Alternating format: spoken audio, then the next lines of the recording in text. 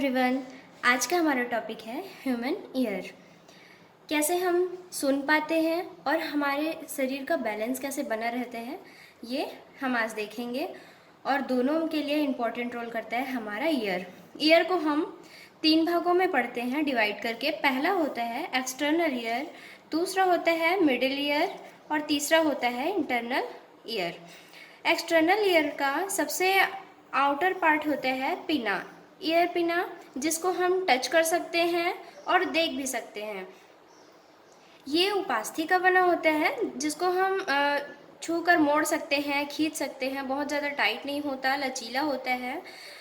जंतुओं में देखें, जैसे कि काऊ में, गाय में देखें तो वो अपने इच्छानुसार इस ईयर पिना को आगे पीछे कर सकता है, हिला सकता है। उनमें ऐच्छिक पेशियां इसमें प्रेजेंट होती हैं, हमें वो पेशियां प्रेजेंट नहीं होती, अवशेषी के रूप में होता है, इसलिए हम मूव नहीं कर सकते हैं।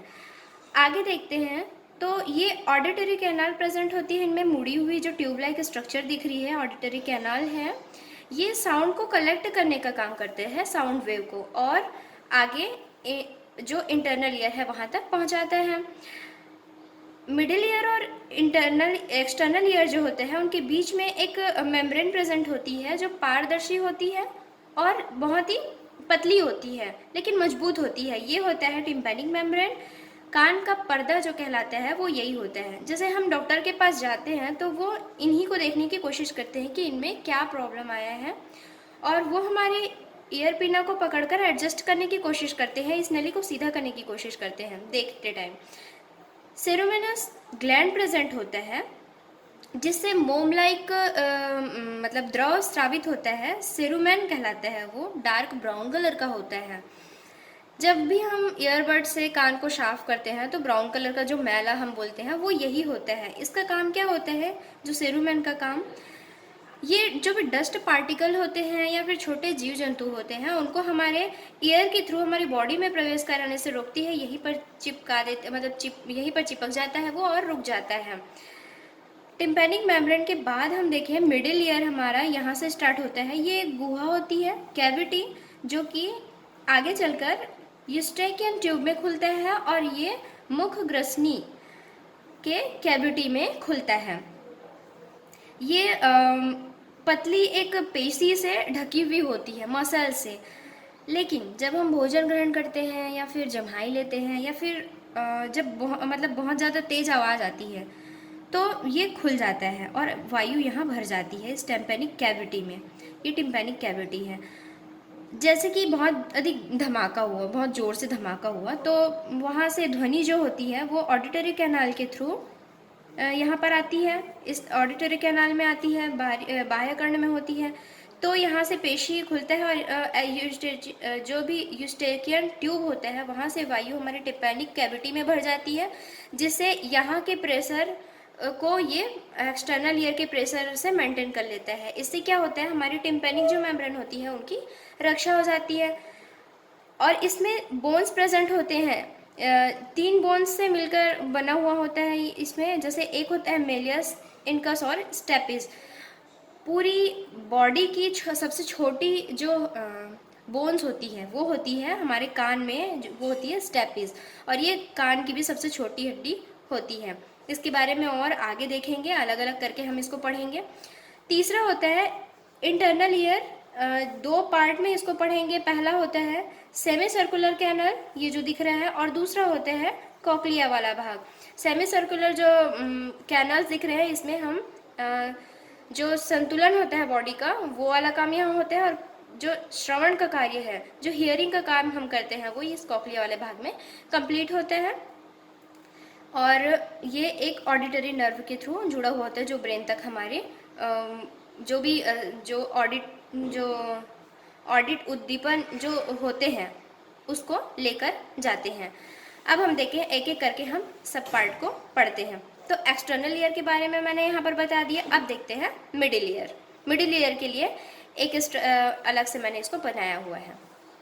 3 टाइप्स के बोन मैंने बताए ये। तो इनकी आकृति के कारण भी इनको कॉमन नेम से जाना जाता है। जैसे कि टिम्पैनिक मेम्ब्रेन है, ये हमारा कान का पर्दा जिससे जुड़ा हुआ होता है मेलियस फर्स्ट। मैलियस जो कि हैमर लाइक स्ट्रक्चर होता है, हथौड़े के समान दिखाई देते हैं। दूसरा होता है इनकस जो कि एनवाइल लाइक दिखाई देता है। और थर्ड होता है स्टेपिस जो कि सबसे छोटी हड्डी है, ये होता है स्ट्रफ के समान। जब हम घोड़े की सवारी करते हैं तो जिसमें हम पैर रखते हैं ना, वो होता है, उस लाइक स्ट्रक्चर ये दिखाई देता है, इसलिए उसको स्ट्रफ भी कहा जाता है।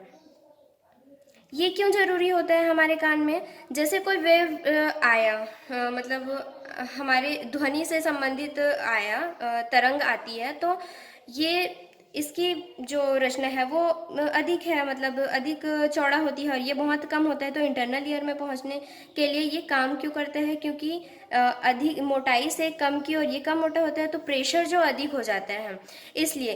क्योंकि ये एयर रहता है इस साइड तो, और इस साइड जो है वो लिक्विड भरा होता है, इंटरनल ईयर में लिक्विड भरा होता है, तो एयर को कंपन कराने से, मतलब कराना जितना आसान होता है वो लिक्विड को कराना आसान नहीं होता। तो यहाँ जो लिक्विड भरा हुआ होता है इंटरनल ईयर में, उसको कंपन कराना होता है हमको, उनमें वाइब्रेशन उत्पन्न करना होता है, इसलिए अधिक प्रेशर की आवश्यकता होती है हमको।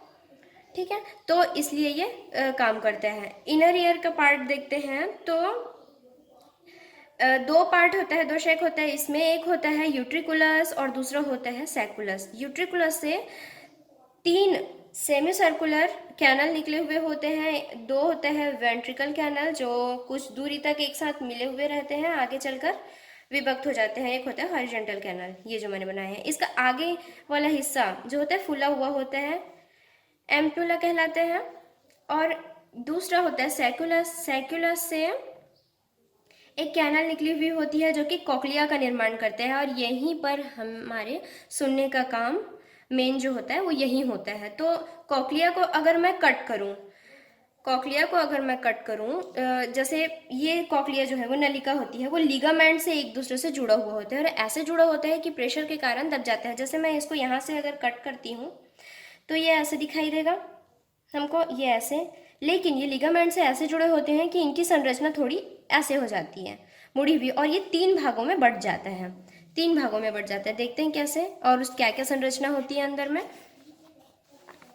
ये मैंने बताया कि अगर मैं उसको कट करूं तो ऐसे दिखाई देगा, लेकिन लिगामेंट के कारण ये ऐसे प्रेशर के कारण इस टाइप का स्ट्रक्चर दिखाई देता है। तो वो ये है। तो 3 भागों में बढ़ता है। पहला है स्केला वेस्टिबुलाई और ऊपर, और दूसरा होता है स्केला टिम्पैनी, और बीच में जो भाग बनता है वो है स्केला मीडिया। स्केला वेस्टिबुली और टिम्पैनी में दोनों में पेरिलिम्फ भरा हुआ होता है, लेकिन स्केला मीडिया में एंडोलिम्फ प्रेजेंट होता है, ये ग्रे कलर का जो पार्ट है। स्केला वेस्टिबुली और इसमें एक रेसनर मेम्ब्रेन प्रेजेंट होता है, और नीचे की ओर बेसल्स मेम्ब्रेन प्रेजेंट होता है, ये vessels membrane. Okay, vessels membrane से कुछ सेंसरी सेल्स होते हैं वो लगे हुए होते हैं, जिसको क्या बोलते हैं? Organ of Corti. कॉर्टाई के अंग कहा जाता है। इसके ऊपर में टेक्टोरियल मेम्ब्रेन प्रेजेंट होता है। मेन जो हमारा सुनने का काम होता है वो ऑर्गन ऑफ कॉर्टाई में होता है। ये अब कैसे हम सुनते हैं, क्या प्रोसेस होता है, उसको हम आगे देखते हैं ये वाले डायग्राम के थ्रू। अगर मैं इसको, ये तो मैंने ऐसे काटा है, किसी ये जो नलिका है उसको ऐसे काट दिया तो वो ऐसे दिखाई दिया। अगर मैं इसी को ऐसे बीच से काटूं तो ये लंबा ही दिखाई देगा। तो मैंने कोशिश की है उस संरचना को लंबे में बनाने की, ये देख सकते हैं। चलो हियरिंग प्रोसेस देखते हैं कैसे होता है। जब कोई साउंड आता है एयर पार्टिकल्स में और हमारे कान में जब आता है तो ये कलेक्ट करने का काम करता है। ये ऑडिटरी कैनल यहाँ से कलेक्ट होकर सबसे पहले ये टिम्पैनिक मेम्ब्रेन में पहुँचता है, और टिम्पैनिक मेम्ब्रेन में कंपन उत्पन्न होता है, वाइब्रेशन होता है। इसके वाइब्रेशन के कारण हमारे जो मिडिल ईयर है, जो मध्य कर्ण होता है, उसके जो बोन्स होते हैं उनमें कंपन उत्पन्न होता है। ये मेनली क्या काम करते हैं? जो वेव्स हैं उनको एम्पलीफायर करने का काम करता है, साउंड वेव्स के प्रेशर को बढ़ाने का काम करता है, वाइब्रेशन के प्रेशर्स को एम्पलीफाई करता है, इंक्रीज कर देता है, और ये प्रेशर को लगभग 20% तक की इंक्रीज करता है। 20 गुना ज़्यादा एम्पलीफाई कर देता है। और ऐसा क्यों? क्योंकि ये एयर से होकर लिक्विड, यहाँ पे लिक्विड भरा हुआ है, पेरिलिम्फ, एंडोलिम्फ, तो उनको वाइब्रेशन कराने के लिए ज़्यादा प्रेशर की आवश्यकता होगी, तो इसलिए वो हेल्प करता है। अब यहाँ पे दो जो मिडिल ईयर है वो इंटरनल ईयर से दो पोर्ट्स में ये खुलता है। एक होता है फेनेस्ट्रा ओवैलिस और दूसरा होता है फेनेस्ट्रा रोटंडस। ओके, इन दोनों में खुलता है। तो जैसे ही वेवलेंथ यहाँ से साउंड का जो वाइब्रेशन है वो इसमें प्रवेश करता है, तो जो स्केला वेस्टिबुली और स्केला टिम्पैनी में पहुंचता है। यहाँ प्रेजेंट पेरिलिम्फ में वाइब्रेशन उत्पन्न हो जाता है। यहाँ के वाइब्रेशन जो है वो ये है, ये बेसल्स मेम्ब्रेन और रेसनर्स मेम्ब्रेन इन दोनों में कंपन उत्पन्न होता है, जिसके कारण जो ये मीडिया है, स्केला मीडिया, उनमें भरे एंडोलिम्फ में कंपन उत्पन्न होता है, वाइब्रेशन होता है। इस वाइब्रेशन के कारण जो बेसल्स मेम्ब्रेन से लगे हुए कॉर्टाई के अंग हैं, मैंने वहाँ पूरा संरचना बताया, तो जो कॉर्टाई के अंग हैं उनमें वाइब्रेशन उत्पन्न होता है। ये कॉर्टाई के अंग में सेंसरी ऑर्गन प्रेजेंट होते हैं, सेंसरी सेल्स प्रेजेंट होते हैं, जिसमें रोम समान स्ट्रक्चर ऐसे छोटे छोटे निकले हुए होते हैं। इनमें कंपन उत्पन्न होने से ये लगातार हिलते रहते हैं, और ये जो ब्लू कलर में मैंने बनाया है टेक्टोरियल मेम्ब्रेन, उसको लगातार टच करते रहते हैं।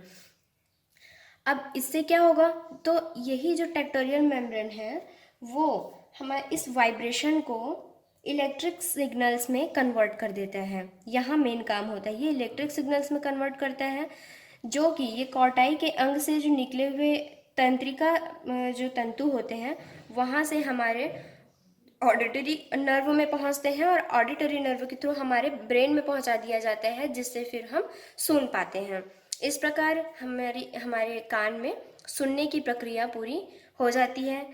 इसके अलावा सबसे बड़ा इम्पॉर्टेंट रोल हमारे ईयर का होता है बैलेंस करने में, हमारी बॉडी का संतुलन बनाए रखने में। वो कैसे होता है, तो मैंने बताया था बैलेंसिंग का काम एम्पुला और जो यूट्रिकुलस में होता है, यूट्रिकुलस, एम्पुला और सैकुलस में होता है। तो वहाँ पर एक सेंसरी सेल्स प्रेजेंट होते हैं, ऐसे सेंसरी सेल्स प्रेजेंट होते हैं। ये उसमें सेंसरी रोम निकला हुआ होता है। ये अगर मैं देखूँ तो इसमें एंडोलिम्फ भरा हुआ होता है, और इस एंडोलिम्फ में CaCO3 प्रेजेंट होता है, ऐसे उसके कण प्रेजेंट होते हैं। ये कण क्या करते हैं, जब हमारा इस कण को क्या बोला जाते हैं, ऑटोकोनिया, इसको हम ऑटोकोनिया बोलते हैं। ठीक है, ये एंडोलिम्फ भरा हुआ है पूरा।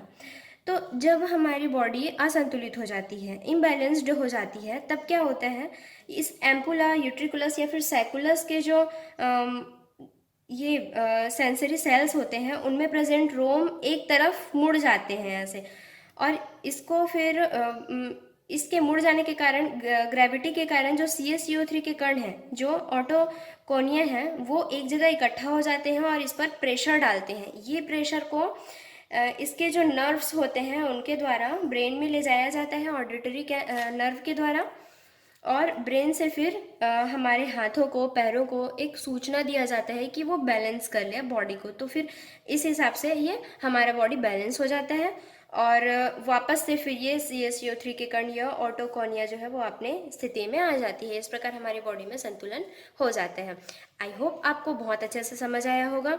अगर समझ आया, अच्छा लगा, तो आप लाइक कीजिए, सब्सक्राइब कीजिए, और बहुत ज़्यादा से ज़्यादा इसको शेयर कीजिए, ताकि और भी बच्चे इन सारी जानकारी को पा सकें। Thank you.